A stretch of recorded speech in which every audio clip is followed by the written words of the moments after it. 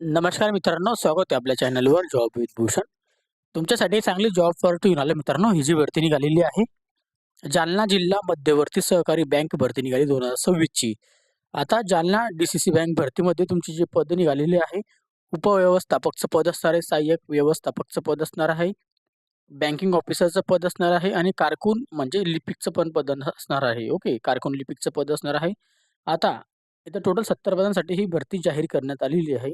शैक्षणिक पात्रता असणार आहे कोणत्याही शाखेतील पदवी म्हणजे अंडर ग्रॅज्युएट डिग्री आणि आपली पोस्ट ग्रॅज्युएट डिग्री झालेलं असेल, एम-कॉम, एम-बी-एमध्ये, सी-एमध्ये किंवा एम-ई झालेलं असेल तर आपण अप्लाय करू शकता. आता तुम्हाला अप्लाय कसं करायचं आहे, त्याच्यानंतरच्यामध्ये कोणत्या पदाला किती पगार आहे, कॅटेगरी वाईज किती पद आहे, अशी संपूर्ण माहिती तुम्हाला मी ह्या व्हिडिओमध्ये देणार आहे. तर हा व्हिडिओ तुम्ही शेवटपर्यंत नक्की बघा आणि चॅनलला सबस्क्राईब करा, बेल आयकनला प्रेस करा आणि Instagram ID, Telegram channel, WhatsApp group, Facebook ग्रुपला फॉलो करून ठेवा. चला तर मग सुरू करूया या व्हिडिओला.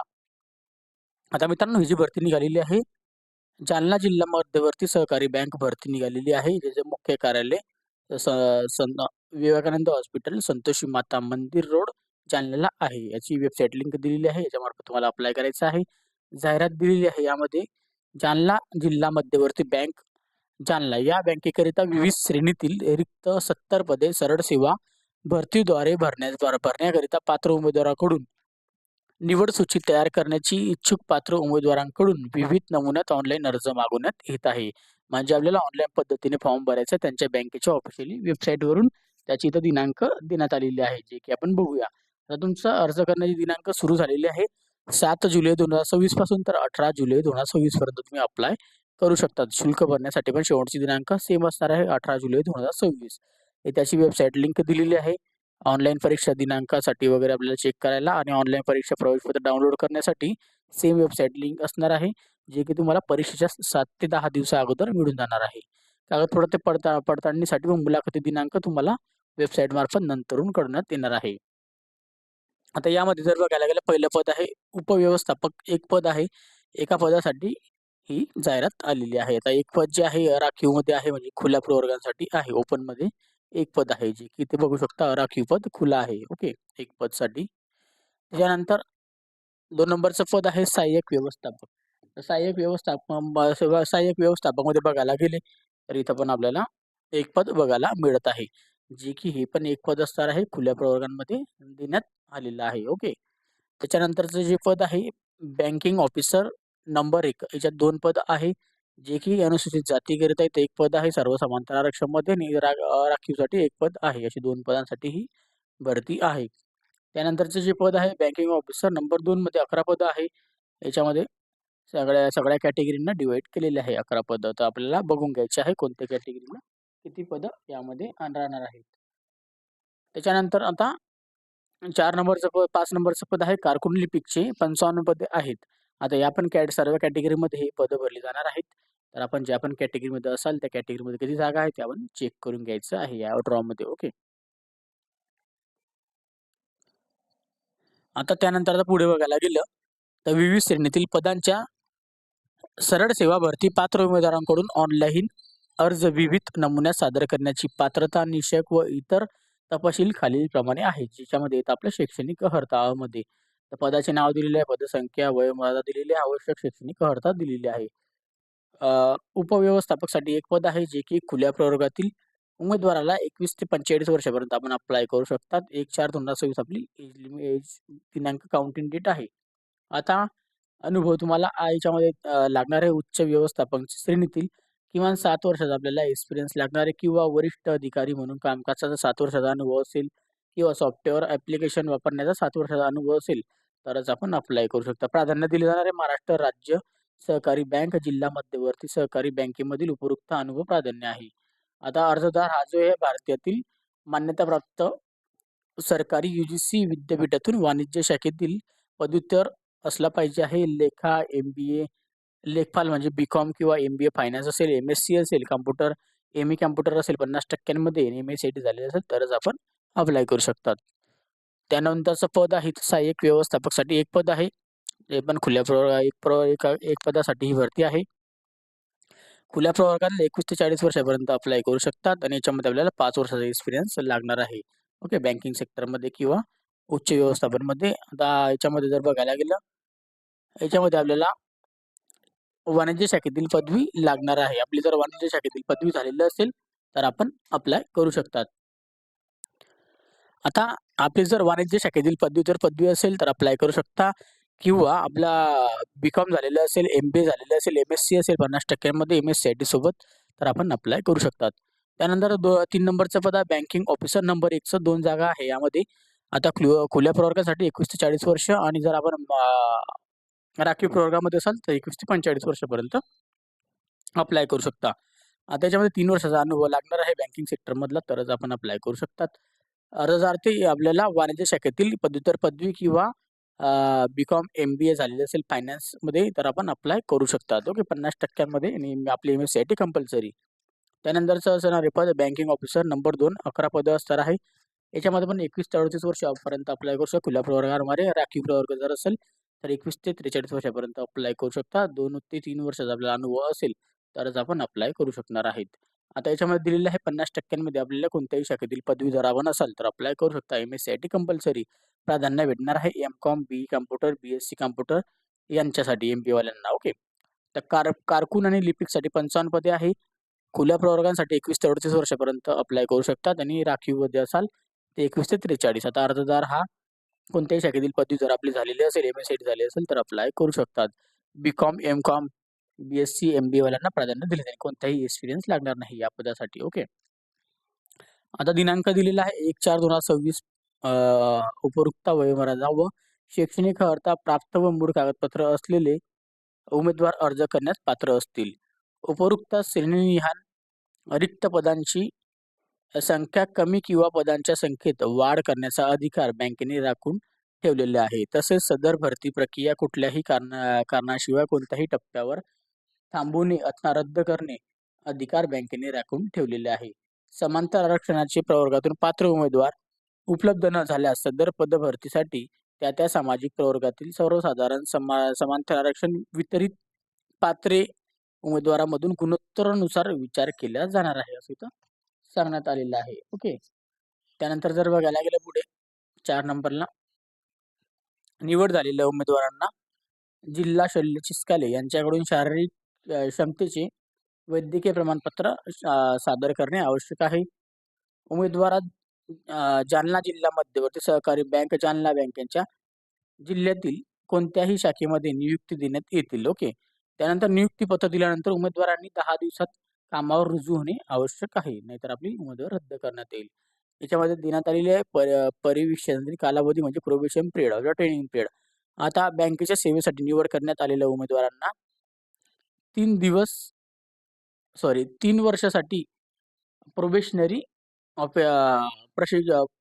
परिवीक्षणाधीन प्रोबेशनरी पिरियड आपल्याला दिली जाणार आहे.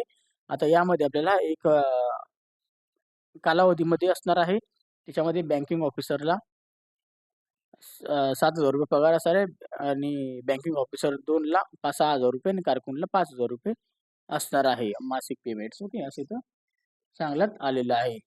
आता मानधन देण्यात येणार आहे सेवा परिवीक्षणाधीन कालावधीमध्ये यशस्वीरित्या पूर्ण करणाऱ्या उमेदवारांना त्या पदासाठी श्रेणीसाठी लागू असलेले वेतन देण्यात येणार आहे. उमेदवार हा कायम नेमणुकीबाबतचा बँकेच्या स्थायी आदेशातील सेवा नियमावलीतील प्रचलित नियम, अटी, शर्ती बंधकाने करणार आहे, असं सांगण्यात आलेलं आहे.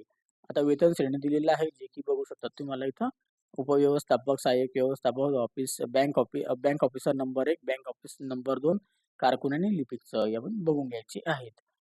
त्याच्यानंतर जिल्हा मध्यवर्ती सहकारी बँकमधील नोकर भरतीमध्ये स्थानिक उमेदवारांना प्राधान्य देणे महाराष्ट्र शासनाने शासन निर्णय दिलेला आहे, जो की 8 मे 2026 नुसार.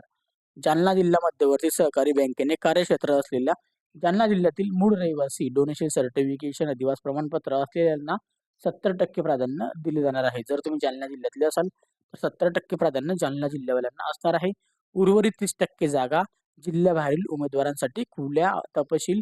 तथापि जिल्ह्याबाहेर उमेदवारांना पुरेशा प्रमाणपत्र उपलब्ध न झाल्यास या जागा स्थानिक उमेदवारांमधून भरण्यात येतील, असं सांगण्यात आलेलं आहे. आता सामाजिक व शैक्षणिक मागासवर्गीय आरक्षण दिल्यात आलेलं आहे, तुम्ही बघून घ्यायचं आहे. याच्यामध्ये असणार आहे. ओके, SC-BCचं आरक्षण लागू आहे यांना पण. आता वयोमर्यादा दिलेली आहे, जे की तुम्हाला मी सांगितलेलं आहे. आता याच्यामध्ये उपव्यवस्थापकमध्ये 21 ते 45 आहे, सहाय्यक व्यवस्थापकला 21 ते 40 आहे आणि बँकिंग ऑफिसरमध्ये जे आहे 1 नंबरला 21 ते 40 असणार आहे. अराखीवसाठी खुल्यांसाठी 21 ते 45. बँकिंग ऑफिसर 2 नंबरमध्ये 21 ते 38, अराखीवसाठी 21 ते 43 राखीवमध्ये. कारकून आणि लिपिकसाठी 21 ते 38 असणार आहे, अराखीवमध्ये, राखीवसाठी 21 ते 43 असणार आहे. आता माजी सैनिकमध्ये जर असाल आपण 38 प्लस सशस्त्र दलाची सेवा 3 वर्ष असेल, तर आपल्याला 43 वर्षापर्यंत अप्लाय करू शकतात. याच्यामध्ये दिलेलं आहे आपल्या दिव्यांगांना आरक्षण 45 वर्षापर्यंत, पदवीधरांसाठी 55 वर्ष, खेळाडूसाठी 43 वर्ष दिलेले आहे. पदसंख्या आरक्षणाच्या तरतुदी दिलेल्या आहे. आता भूकंपग्रस्त, प्रकल्पग्रस्त हे आपण वाचून घ्या. याच्यामध्ये कॅटेगरीची माहिती देण्यात आलेली आहे. आपण एकदा वाचून घ्यायचं. खेळाडू आरक्षण झालं. त्याच्यानंतर जर पुढे गेले तर दिव्यांग आरक्षण दिलेलं आहे. माजी सैनिक आरक्षण दिलेलं आहे. आवश्यक प्रमाणपत्र दिलेलं आहे, जे की माजी सैनिकांसाठी तुम्ही बघू शकतात. प्रकल्पग्रस्त आरक्षण दिलेलं आहे. त्याच्यानंतर जर पुढे गेलेला तर अंशकालीन पदवीधर दिलेलं आहे आणि जात प्रमाणपत्र, जात वैधता प्रमाणपत्र लागणार आहे. जे पण आपण कॅटेगरीमध्ये असाल त्या कॅटेगरीचं. ओके. नसल्यास आपल्याला 6 महिन्यांचा टाइम दिला जाईल. ओके. असं सांगण्यात आलेलं आहे. लहान कुटुंबाचे प्रतिज्ञापत्र, 2 मुलांपेक्षा जास्त अपत्य नकोय आपल्याला. दिव्यांग व्यक्तीसाठी मार्गदर्शन सूचना देण्यात आलेली आहे यामध्ये. त्याच्यानंतर इथं पुढे गेल्यानंतर निवड कार्यपद्धती दिलेली आहे, जी की ऑनलाईन परीक्षा शुल्क भरायचं 1000 प्लस GST आपल्याला भरायची आहे. ओके. खुल्या प्रवर्गासाठी मागासवर्गीयांना ₹800 प्लस GST आहे आणि माजी सैनिकांना कोणत्याही प्रकारची फी नसणार आहे. ओके. त्याच्यानंतर इथं परीक्षेत उत्तीर्ण होण्यासाठी किमान गुणांची अर्हता दिलेली आहे. उपव्यवस्थापकासाठी 40% गुण आणणे आवश्यक आहे. सगळ्यांसाठी 40-40% आहे. सहाय्यक व्यवस्थापक, बँकिंग ऑफिसर 1 आणि 2ला पण आणि कारकून लिपिकला पण. ओके. आता याच्यामध्ये नकारात्मक आहे निगेटिव्ह मार्किंग, 1/4 ची निगेटिव्ह मार्किंग असणार आहे आपल्याला. ओके. तर याच्यामध्ये आपल्याला कागदपत्र पडताळणी असणार आहे, जी की आपल्याला एकाच 3 प्रमाणे असणार आहे. सगळे ओरिजिनल डॉक्युमेंट आणि झेरॉक्स कॉपी आपल्याला सोबत घेऊन जायची, जेव्हा पण आपल्याला मुलाखतीस बोलवण्यात येईल. आता मुलाखत जी आहे याच्यामध्ये कागदपत्र पडताळणीमध्ये मुलाखतीस पात्र होणाऱ्या उमेदवारांना बँक गठीत समितीकडून मुलाखत घेण्यात येईल. मुलाखतीत जर राहिल्यास अंतिम निवड पात्र राहणार नाही, असं इथं लक्षात द्यायचं आहे. मुलाखतीचे गुण असणारे 10 गुण असणार आहेत, असं सांगण्यात आलेलं आहे. आता त्यामध्ये दिलेलं आहे, सूचना वगैरे देण्यात आलेली आहे. ऑनलाईन परीक्षा शुल्क ऑनलाईन पद्धतीने भरायचं आहे. अर्ज तांत्रिक अडचणी आल्यास तुम्ही या टोल फ्री नंबरला, हेल्पलाईन नंबरला कॉल करू शकतात आणि आपला mobile number, email address check करून टाका. तिच्यावर तुम्हाला नोटिफिकेशन नंतर मिळत राहणार आहे. ऑनलाईन परीक्षेमध्ये उमेदवारांची महत्त्वाच्या सूचना देण्यात आलेल्या आहे. त्या सूचना वगैरे तुम्ही वाचू शकतात नंतरून. ऑनलाईन अर्ज व ऑनलाईन परीक्षा शुल्क भरण्याची पद्धत दिलेली आहे, जे की तुम्ही वाचून भरू शकतात. आता कागदपत्र पडताळणी वेळेस विविध कागदपत्रे, प्रमाणपत्र सादर करावे. आता कोणते कोणते कागदपत्रे आपण ते जाणून घेऊया. कागदपत्रे, प्रमाणपत्रे. आता 1 नंबरला दिलेला आहे अर्जदाराची माहिती बरोबर असल्याचे स्वयं घोषणा प्रमाणपत्र, शैक्षणिक अर्हतेचा पुरावा, वयाचा पुरावा, आर्थिक दुर्बल घटकांचा असलेला पुरावा, राखीव प्रवर्गात निवड झालेल्या उमेदवारांची संबंधित प्रवर्गात जात प्रमाणपत्र, नॉन क्रिमिनल प्रमाणपत्र, पात्र दिव्यांग व्यक्ती असल्याचा पुरावा, माजी सैनिक असल्याचा पुरावा, खेळाडूंच्या आरक्षणाची पात्र असल्याचा पुरावा, अनाथ आरक्षण असल्याचा पुरावा आणि महाराष्ट्र राज्यात निवास प्रमाणपत्र असल्याचा पुरावा. विवाहित स्त्रियांच्या नावात बदल असलेला पुरावा, मराठी भाषेचे ज्ञान असलेला पुरावा, लहान कुटुंबाचे प्रतिज्ञापत्र, त्यानंतर पदवीधारक अंशकालीन असल्याबाबतचे प्रमाणपत्र, MSCIT समकक्ष प्रमाणपत्र, टंकलेखन प्रमाणपत्र, लघुलेखन प्रमाणपत्र, अनुभव प्रमाणपत्र असे डॉक्युमेंट्स आपल्याला लागणार जे आपल्याकडे असेल. तर ते 7 तारखेला याची नोटिफिकेशन आलेली आहे 7 जुलै 2024ला जालन्याकडून. तर अशा पद्धतीची ही माहिती आहे. सर्टिफिकेशन ऑफ फिजिकल डिसेबिलिटीसाठी आहे फॉर्मॅट. त्यानंतर दिलं letter of undertaking for using one स्क्रिप्टसाठी. ओके. अशा पद्धतीची ही नोटिफिकेशन आलेली आहे. संपूर्ण माहिती तुम्हाला मी सांगितलेली आहे. कालच्या तारखेपासून जे फॉर्म चालू झालेले आहे 7 जुलै 2026 पासून तर 18 जुलै 2026 पर्यंत अप्लाय करून घ्या. अप्लाय करण्याची लिंक तुम्हाला डिस्क्रिप्शन बॉक्समध्ये देऊन देईल आणि या व्हिडिओला काही डाऊट असेल तर मला तुम्ही कमेंट बॉक्समध्ये कमेंट्स करा किंवा Instagram, Facebookला मेसेज करा. त्याची लिंक तुम्हाला डिस्क्रिप्शन बॉक्समध्ये मिळून जाईल. ओके. आणि PDF फाईल डाउनलोड करायचं असेल तर मी टेलिग्राम चॅनल, WhatsApp ग्रुपला PDF फाईल शेअर करून देईन. तिथून जाऊन तुम्ही डाउनलोड पण करू शकतात. व्हिडिओ आवडला असेल लाईक करायचा आहे, जास्तीत जास्त मित्रांना शेअर करायचं आहे आणि चॅनलला सबस्क्राईब करायचं आहे, बेल आयकनला प्रेस करायचं आहे. डेली तुमच्यासाठी नवीन नवीन जॉब ऑपॉर्च्युनिटीज असतो. अशाच नवीन नवीन जॉब ऑपॉर्च्युनिटीसाठी आपण भेटूया आता नेक्स्ट व्हिडिओमध्ये. तोपर्यंत जय हिंद. थँक्यू.